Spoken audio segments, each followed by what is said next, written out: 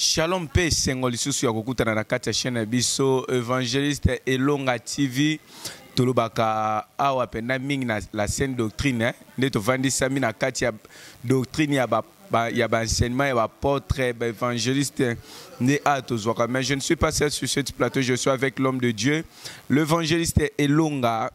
Ye lisusu tozonga na ye tozolobela likambo etali la vie de couple. Kasi la vie de couple lelo tozolobela esika oyo Bible ezolobela biso oyo nzamba sangisi moko takabula ndenge tomonaki awa le pasteur tomoni ba photo circuler le pasteur Nadège achopambola libala mais évangéliste alobi moi sa côté ya te Bible lobi bongo Bible lobi moi sa côté ya te hein tomeka kolobela ngo pe moi sujet wana lelo na évangéliste Elonga nani akoki okabola o nzamba sangisi hein eza sujet tovandeli mokolelo na kati ya moko tolobelaka sur la vie des couples. C'est votre humble serviteur bato ba mesani déjà c'est le frère Jires Mokwa nde ayambeli bino lisusu évangéliste Elonga na koko bande mission te ça pour te dire bonjour yena bengaka ndoye si ba bonne guérison Jires Batuli bande konyoso mesana kolanda biso le 22 avril oyo pena les anniversaire ya frère Jires message na yo appel na yo cadeau na yo et salanga pena kitoko mingi tobo sente pe bato braza tozoya hein na évangéliste Elonga toyo vandisa etonga moko kuna en tout cas bozela biso pena ezala kitoko makasi na osenga na Montréal ndeko nanga ndimi kosunga nga leo na réalisation afongolela ngai parce que parquet boketu azate na yambela bino l'homme de Dieu. Bonjour évangéliste Elonga. Bonjour papa Jires Mokwa. Na yokelo mo lobi ana na mois d'avril le 22 avril. Mais c'est déjà passé, tout na mois de mai. Avril anniversaire elle est quittée. Anniversaire à mon elle est quittée tout dans mois d'avril. Ah ouais. Le mois de mai c'est pour bientôt. Donc le 22 avril là. Ah, nzamba zo lokum. Frère, faut passer action de grâce. Bandeko ba fanja sengi action de grâce. Sobo pambolingai non pambol évangéliste Elonga pe na moi action de grâce. En tout cas bonne santé évangile. Dale ki on a kimia na ngolo nzambe. Kolekana kimia za moi parce que ngana yambi na plateau na ngai na pena na kimia pena za na sengo tongo nazo poser ba question na ngai ba lobela nga ba o ba critiquer non c'est pena ba critique na bino yango ezo sala na c'est pena mo papa na biso ya bisanga évangéliste soko zo ba français mabe est-ce que bato ba yebi français ko lembate loba kaka pamba te tomba otuna yo olobi mabe na otuna ka baloba ngo ndenge nini tongo yo corriger nga mbala sima na bandela so erreur wana te ndenge pe bandeko bazo corriger ngai ba bi frère geste tanga ka Bible trop parce que ozo poser ba question na yo pena hein oyebi Bible malamu te bo sunginga suna ki lokotanga pena Bible makasi évangéliste Elonga lelo tozolobela la vie de couple kasi na vie de couple to bimisi kaka nani akoko kabola o nzamba sangisi lokola notre pasteur Nadège aotopambola libala moko mais avant to kotana sujet na biso mokololo toki non le sambo. Éternel Dieu, merci pour la grâce, merci pour l'opportunité. Du début jusqu'à la fin, Seigneur, gloire et revenir et painayo. Yayo teza la mosika, du début, Seigneur, yonde loba po ete libota na yebika. Parce qu'aux ali alpha p oméga, dans le nom de Jésus-Christ, et j'en suis prié. Amen. Amen. Évangéliste Elonga, nani akokyo kabola oyo nzamba sangisi.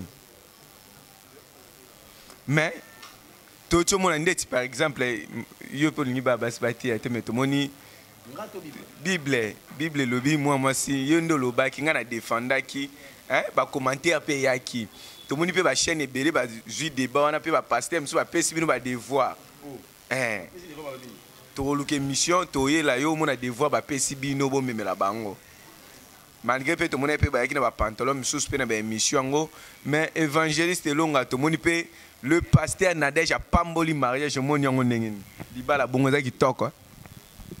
Déjà, c'est trop risquant pour un couple. Bah,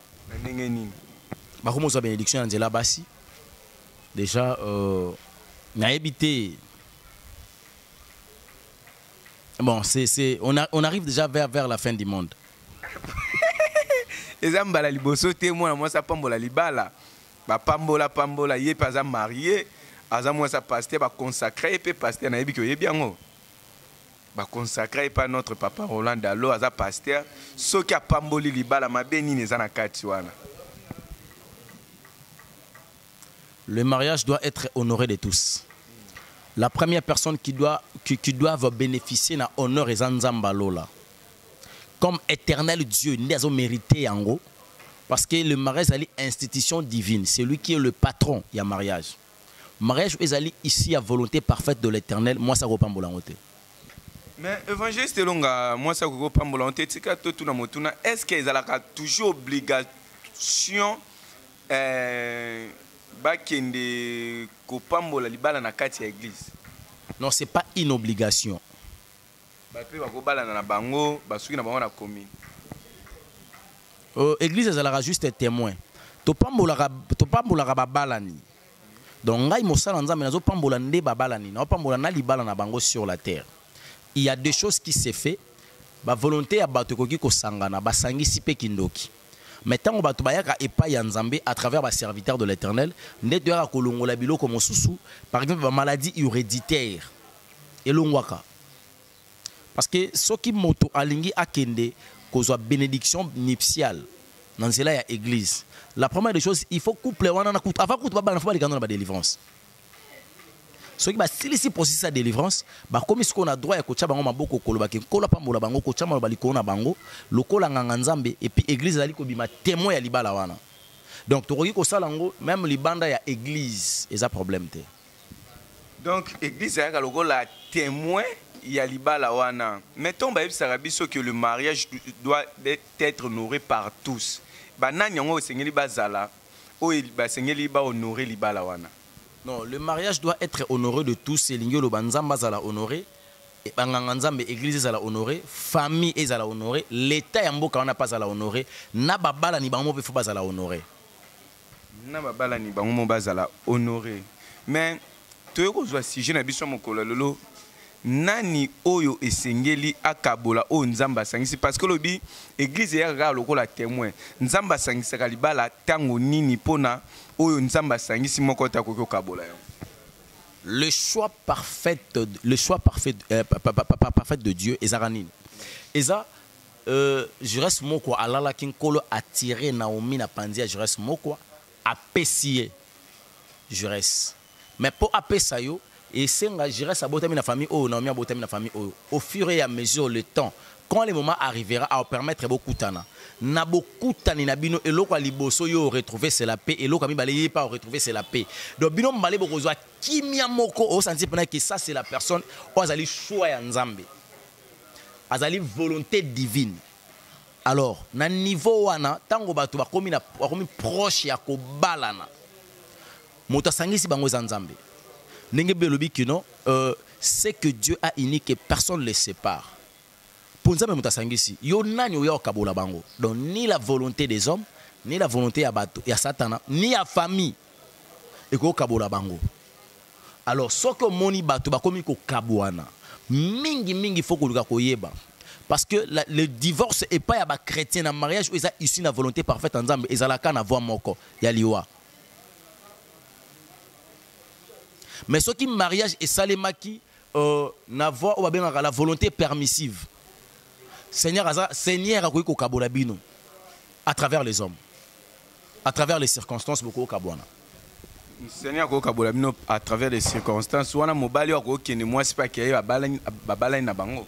Oui, ce qui mariage na bino ezala qui un mariage conçu et pas nzamba lola te donc là la séparation sobokei parce que moi si oyo mona moi si na za ki ayote.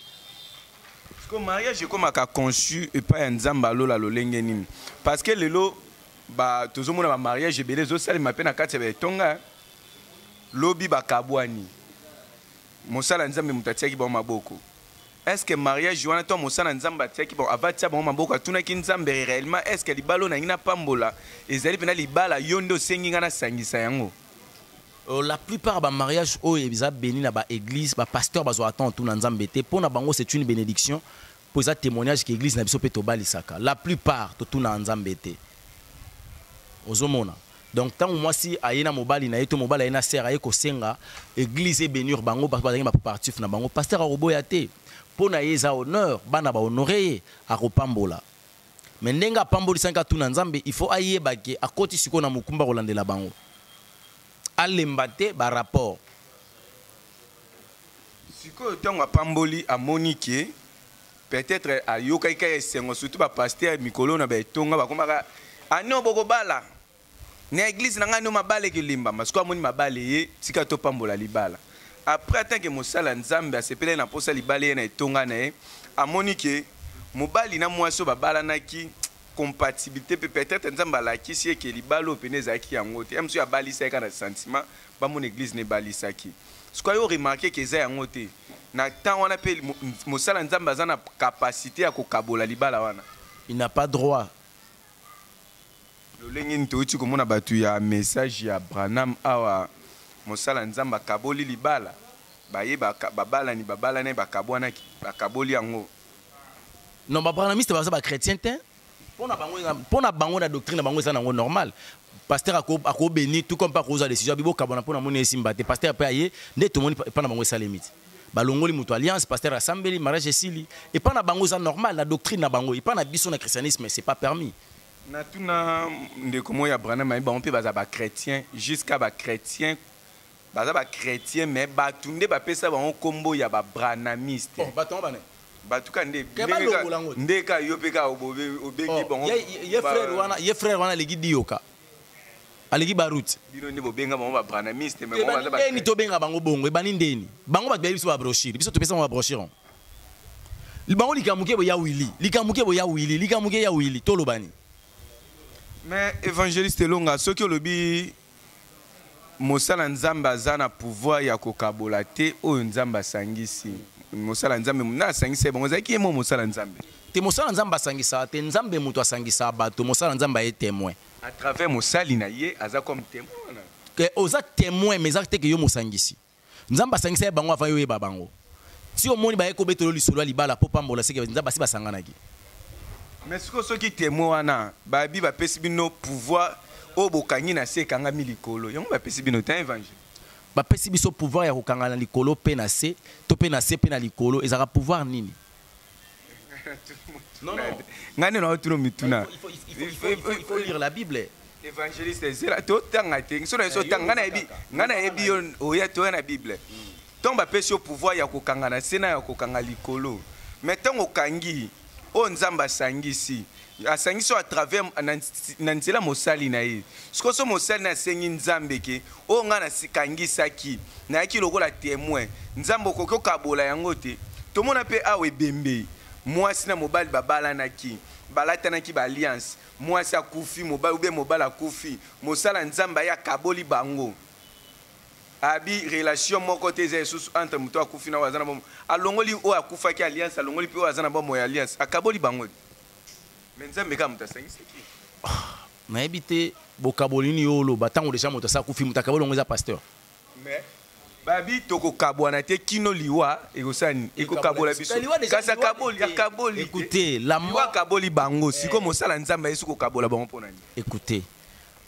il y a des choses ezalaka mingi na batitre symbolique ntango moto akufi azalaki marié oyo atikali yebakeli oyo ese ekaboli bango mosala nzambe akoya na bapriere akoya kosala prière kotia maloba kati na bango mibale mais en réalité basi bakabwani lokola ye azali na autorité spirituelle sur bango mibale il va déclarer des choses mais ateke ye nde moto aye oséparer bango non c'est faux c'est le même chose ntango balani mibale bayokani te mosala nzambe okenda bona procédure nini lokola ngamu nasangisaki bino akoki okabola bango pasa pamba te aza na fungola ya kokanga mpe ya kofungola siko oyo nkolo alobi que c'est que moi Dieu nasangisi bota kabola te pasteur nanzanani na mosala nzambe atelemeli siko nzambe na ye asali ye nzambe wana mosala atelemeli maître na ye asali ye nzambe te akie kaka na maloba oyo maître na PCS oyo okangi na se yango ekangami likolo siko nalobi na yo mpe kangamu napesaki ko maloba wana nayebi soki soki ngai nasangisi moto akabola te yo okabola yo nani akabola te nini oyo nzambe alobi akabola te libala oyo asangisi c'est que Dieu a uni dans le mariage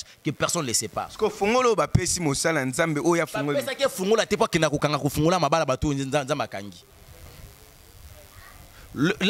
ezalaka la clé ezalaka le clé bafungola ebele eza bafungola ebele ya mabala afungola libala oyo ekangamaki aza na droit ya to nganga azokanga libala moko boye nganga aza na makoki ya kokanga libala bongo mosala nzambe aza na makoki ti nganga ya bibo oyo na kopesa bino mabala nganga za na makoki pe ya kokanga libala bongo mosala nzambe oyo nzambe apesi bafungola za makoki pe ya kokanga libala oyo eza oyo nzambe apesi te ape na makoki ya kofungola.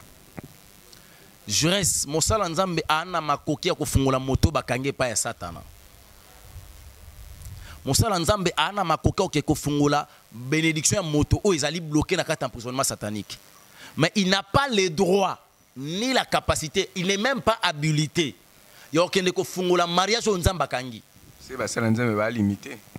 Mais après biso doit ne bana misala ou bien na mosali, ou bien mosali. Effectivement, le mariage est une institution divine. Patron et libala les aranzambe.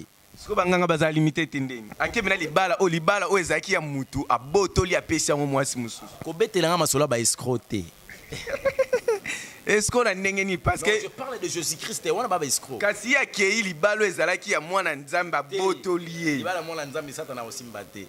Hein? Kola ebisinga lobi c'est que si je ne protège pas, celui qui protège travaille en vain. Kolo soit bateli ngangazate, comment tu sois ngangate? N'est pas que mission moko salaka na kala. Non, c'est souvenir mon colon pe ndienga na filma kayo hein. Au pesa témoignage ya mwana na ebité soki ezayo mais on dit misama kezayo. Moi si moko balaka. Tonga bali non, ezaki moi si moko ba ebisi pa mosala nzambe tala mobali na oye wana. Balakisi mobali la vie na ye. Mais koka mwana kati ya quartier wana mobali la vie na ye aki ko bala moi si mususu. Azongi pa pasteur we bali solo wana. Azongi pa pasteur papa tala moi mobali opesa website kinga ko bala ngai kasi bali moi si mususu pe atie na kati ndo ba sebi na mariage fête makamunyoso.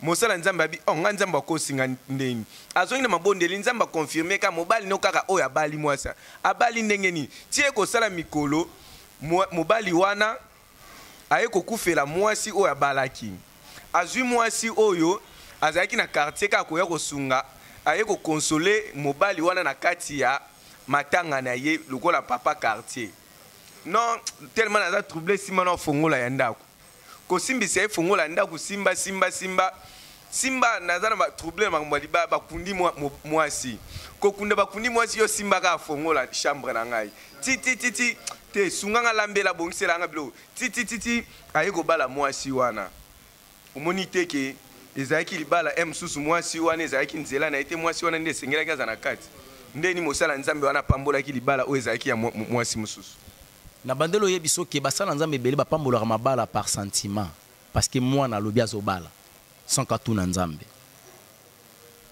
Tu sais le domaine ya mariage est un domaine très complexe. La volonté des hommes est primara dans le mariage. La volonté de Dieu primara et puis la volonté satanique. Et comme Ralikambo ya choix ya moto. Ayo kanzambe toi ça la posana e. Tout le monde lelo ba kaya ba divorce eza élevé na kati sa société plus que ba mariage eza enregistré ba cause et belé ezali ba volonté ya bato. Et ça lelo ba mariage comme le mariage juridique. Tant mariage est commis juridique ça signifie et commis reçu que par la loi. Toko toke na loi bo bazo ebisa biso ba présenter biso devant officier de l'état civil le régime matrimonial. Ba ebisio que non il y en a trois. Ezali séparation des biens, communauté des biens universels n'a réduit aux accueils universels. C'est à toi de choisir. Ceux qui n'a poni séparation des biens, lingi ko ba ke o yanga za yanga ya moi c'est za yaye. Tala déjà un mariage à bongo. On a domaine à mariage au monde que ba dormi ko ba na lelo ya contrat. Bato balani babito balani poto botate poto ça va faire ozo benga en mariage non je reste ce qui église qui opambola genre en mariage wana donc il que pasteur azana idée té sur yango libala nzamba libala dans les mariages il y a une mission chaque mariage. On peut par exemple Adam et Ève. Mission qui mariage raison et mariage na bango qui a multiplié la terre et puis il y a remplir la terre, n'a qu'à cultiver la terre. Au moins que parole on colle mission qui bango soyez féconds, multiplier la terre et cultiver la terre. C'est une parole de la bénédiction. Seigneur yemoka bénissa qui bango. Mais tant où les soumé koti et comme na niveau moko et comme makasi, kola bomi mokili. Même mission après ça qui Adam et Ève, après ça qui ango Noé na bana.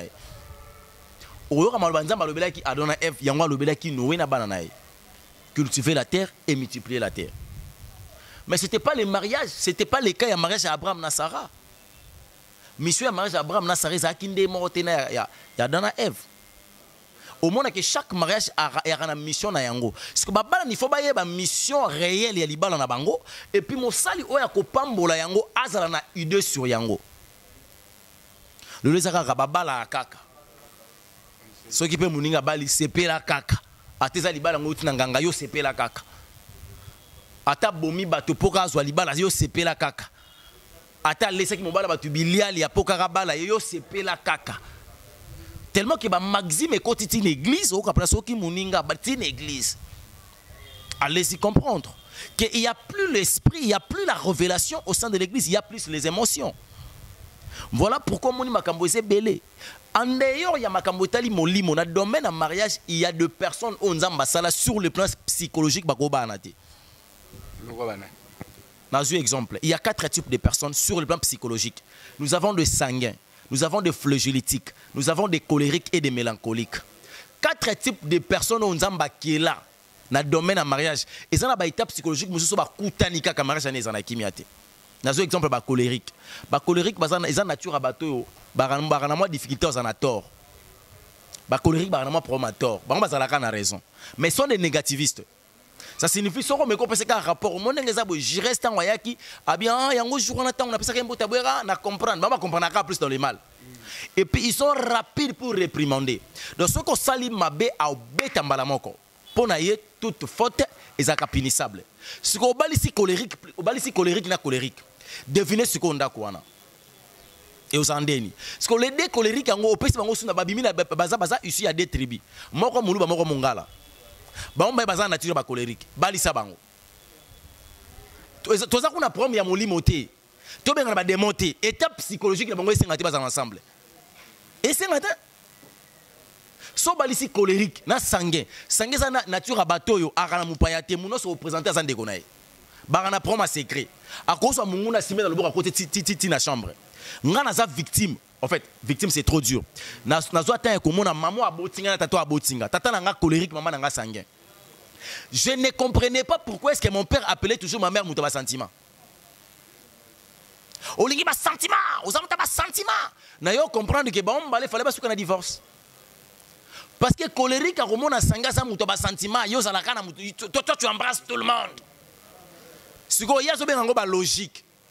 Na ba discipline. Non, moi je suis un homme droit, j'aime des disciplines. Non, aux ande colérique. Nature no yango wana.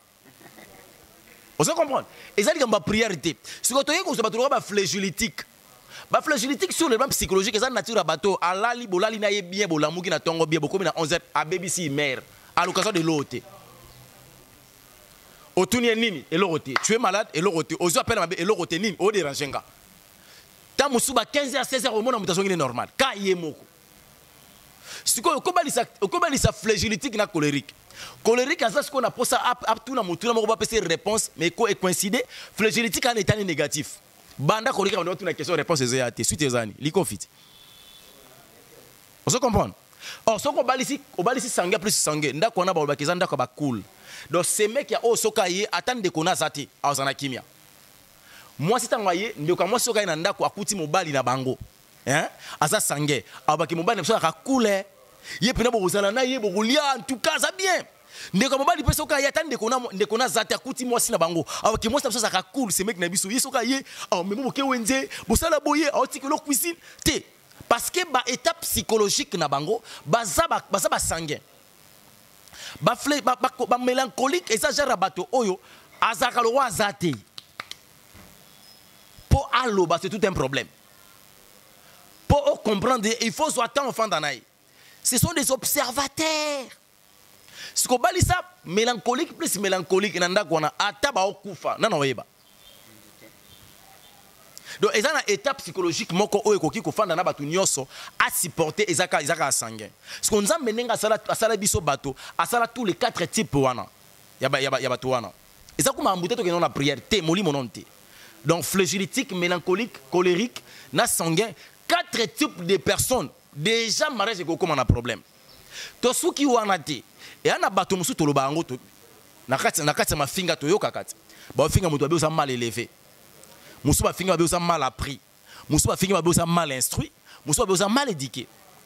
Parce que yebisanga un colérique qui est mal instruit. La personne qui est mal instruite, c'est une personne qui attangi mabe, soit attangi te. Et là, quand les bosseux, ça les défauts, ils ont compréhension. Moi, je suis raté classe à bien. Pour comprendre les cas de facilité, il faut faire 14 exemples. Si un colérique, mongo, net inga pena boy mongo le quoi anga boy, si on a colérique, si on a sous mal instruit. Bon, devinez la suite dans le mariage. Moi, ce que je me dis, c'est bondier. Bon, au Zwinga, c'est un bon tonton Moulouba. Mal instruit. Moi, ça, c'est quelque chose. Il y a une étape psychologique dans la colérique. Est-ce que ça, c'est une prière? Parce que pour la colonne, il faut ce qu'on appelle l'éducation spirituelle. L'enseignement sur les mariages. Évangéliste Elonga na tuna yo motuna libala nini oyo mosali ya Nzambe akokyo kabola. Topé libala nini o mosala Nzambe akokyo kabola te. Te mosala Nzambe za droit kabola libala te. Ana droit pesa conseil Nzambe kabola libala oyo zaki ayete. Mais ce que ça na mwasi moko boye tellement mabala Congo lelo to yebi ke mwasi nyonso akomanga na posa bala kako. Et bien on évangéliste. So stali ba kapé belé mso ya. Ba pesi basi posa bala makasi za ba pasteur. Ah non, il faut l'église autobalisa. Il faut que tu balisa. Évangéliste long avec pour yambaba. Est-ce que yemo pasteur a échoué dans mariage né? Parce que évangéliste est long à boire. Atel ba capé ba requête ya kaka. Évangile ngana oluka libala. Nana posa nzamba la kisa mobala vie na ngai. Ba évangile peut bata ba ile mobali. Papa ota mobala ngai yo bal alinga bala ngai yo. Mobala on peut mutabakisi. Azui PCR no église akanga na kisi. Tellement peu pasteur azanga na posa bali saka na kati ya église ne. Wanga to pasteur parce que banena kombo nanga. Na biye yo pe bakane yaka. Sikoyo évangéliste longa pesa ko tuna Nzambe tellement azalaki na souci ko balisa. Azui libala wana pe apamboli. OK ko vanda bota bo libala na kisi libala na évangéliste ko kabola honte. Nazoye biso que je n'ai pas le droit ya ko kabola mariage. J'ai le droit ya ko pesa conseil ko sambela Nzambe akabola libala o eza ya yete. Ya kisi. Nzambe mutako kabola ngate. Siko so moni bakabwani. Non ozui fiancé te hein. Na tuniso no baka. Yo sa jeune gambo benga libala wana. So bakabwani siko. Ba ye papa ta libala pambola ki yango ekabwani. Jesus libala eza otoloba te ke libala te. Et bien majorité ya bato basala ka fête ba préparer fête à mariage mais préparer libala te. Donc tu peux se réseau PM suna ba évêque mukuna pe lelo à se divorcer na ye parce que à monique libala wana ezaki ya Nzambe te Nzamba kaboli bango. Gloire à Dieu ce que ça bongo. Mais ce que ça bongo. Mais pourquoi lelo ba te belé ba condamna bango? C'est parce que ba yebi ke biso na makomi na Nzambe lokola ba chrétien soko koti na libala soko zuli kanisa ko bima. C'est que oza suna droit ko bala te soki moko akufite. Mais les manini oyo ko talisa ke libala o eza ya Nzambe to ya Nzambe te. Et loka liboso za manque à paix. Premier élément za ka manque à paix. Au mona ke libala o ekoza ya Nzambe te parce que bozanga kimia. Vous savez, moto onko la pesioye. Et yana ba séparation musu c'est comment na vie tant que ba se séparer o ki lo ba longolo nzube na lokolo. Osu pena kimia bo kaboni musu kimia. Mais ba séparation musu pena banda bo se séparer vie ne beba. Parce que je reste ndento vivre na sa moyi o ezara na bato e yano. Na bato problème. Et na moto musu ko lo asale azali réponse exacte ya problème na yo. Soit ya ba prière na yo. Mais yondo yeba kite ke moto oyo nda za pena moto e yano ya mituna nanga o négligea qui est tant kaka longwe ndo comprendre valeur nebi oh et puis que depuis moi soit longwa na vie nanga koma boy siko bato problème donc so kaka ya yena vie na yo na ebisi o comment sentir le roi wana nzube na sala okolo o comment mal à l'aise mais eyana makambo o esala ki bato ba fanda na libala te makambo ezali nazo incorrectien. Pour te chiter la Bible, kaka, banette, le Bible est quitté. Ah.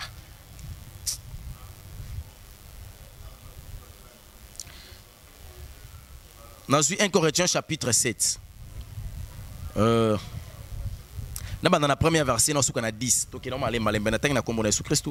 Pour ce qui concerne les choses dont vous avez écrit, je pense qu'il est bon pour l'homme de ne point toucher des femmes. Ils en ont cinglé, moi, si mon quoi. Toutefois, pour éviter l'impudicité, que chacun ait sa femme. Montre sur moi, et que chaque femme ait son mari. que le mari rend à sa femme ce qu'il doit et que la femme agisse de même envers son mari. 4. La femme n'a point l'autorité sur son propre corps. Moi, ça a beaucoup de Golan Zotonae. De son papa, on a besoin de yo, pas sodomiser yo, on a droit de roboya. Ce qui est comme à sodomiser yo, allez quand va vous évangéliste oh tu on a sujet musu tangara toki. Parce que tu as la sodomie dans les mariages. Bon, tous les gars. Mais le mari, pareillement, le mari n'a pas autorité sur son propre corps, mais c'est la femme. Ne vous privez point l'un de l'autre. Si ce n'est d'un commun accord pour un temps, enfin d'évacuer à la prière, puis retourner ensemble, de peur que Satan ne vous tente par votre incontinence. Je dis cela par condescendance. Je n'en fais pas un ordre. Je voudrais que tous les hommes fissent comme moi, mais chacun tient de Dieu un don particulier, l'un d'une manière, l'autre d'une autre. À ceux qui ne sont pas mariés ou veuves, je dis qu'il l'air est bon de rester comme moi. Mais s'il manque de continence, qu'il se marie, car il veut mieux se marier que de brûler. À ceux qui sont mariés, j'ordonne, non pas moi, mais le Seigneur, que la femme ne sépare point de son mari. Apôtre Paul a dit que la Bible dit la séparation commence par de réactions. Moi si akabwana na mobali na yeti. Mais mobali akoko kabwana na moi si ne. Té, na moni yango té. So na bana ko na 11 balo bon. Bi moi si té. Si elle se sépare, qu'elle demeure sans se marier ou qu'elle se réconcilie avec son mari et que le mari ne répudie pas sa femme. Mobali pas boya moi si na été. Abenga na été. Aux autres, ce n'est pas le Seigneur, c'est moi qui dis. Si un frère ou une femme non croyant et qu'il consente à habiter avec elle, qu'elle ne le répudie point. Et si une femme a un mari non croyant et qu'il consente à habiter avec elle, qu'elle ne répudie point son mari. Au petit sujet, car le mari non croyant est sanctifié par sa femme. Et la femme non croyante est sanctifiée par son frère, par le frère. Autrement, vos enfants seraient impurs, tandis que maintenant, ils sont saints. Si les non-croyants se séparent, qu'ils se séparent, le frère ou la sœur ne sont pas liés dans les cas là. So ba pagano ou abalani ba kokabwana basani ba kabwana. Mais bato abalani na kati na nkolo basani. Je crois que nous sommes arrivés à la fin de notre mission. Notre temps na passage nini. 1 Corinthiens chapitre 7. 1 Corinthiens chapitre 7. Bandeko balukaka ba sujet tolobela. Mbalo ezoya tolobela. Toza toujours na kati ya vie de couple mais tolobela la sodomie dans le couple. Yango sujet tolobela. Oyekoya mais évangéliste Elonga pona TV Zangonga. Na mukuse na nyonso tolobi. Nini tokoki osimba. Mosala nzambe. Libala nini akoko kabola na o akoko kabola te na mukuse parce que lobi libala yo mosala nzamba akoko kabola ezate oyo nzamba sangisi mais o nzamba sangisi te mosala nzamba akoko kabola ne selon yo mosala nzamba akoko kabola libala nzamba sangisi te donc nzamba sangisa tote mosala nzamba za pona conseil pe pona ko sambela nzambe nda ko séparer bato lui n'a pas les droits ni le monopole yo kabola bato parce que il n'est pas habilité pour na ko kabola vous comprenez. Donc tout ça na qualité wana te. Alors là on a koyebisa babala nezali babala rapona ko balate libala ezalo ko le bale bakatsa ra balete pona esenga otala mboka osomona na opesa conseil na bato balinga babala na babala ka pona balate babala raté parce que l'homme il est beau, il parle un bon français, il travaille quelque part à assis sur le plan financier. yaya okokuta mobala kitoko hein ana mbongo belé alobaka français bien mais likambo libala yebo gérer moi cité ayebi valeur à moi cité ayebi business mais moi ça yebité on se comprendre au kota na libala bo mobala comment opesa mbongo mazana problème à temps pour na yo ezana mukolo yebi so bi na bala mbongo te na bala yo alors faut retourner en Nzambe moto place on azo kende est-ce que ça esiko yo bongisela kinga toté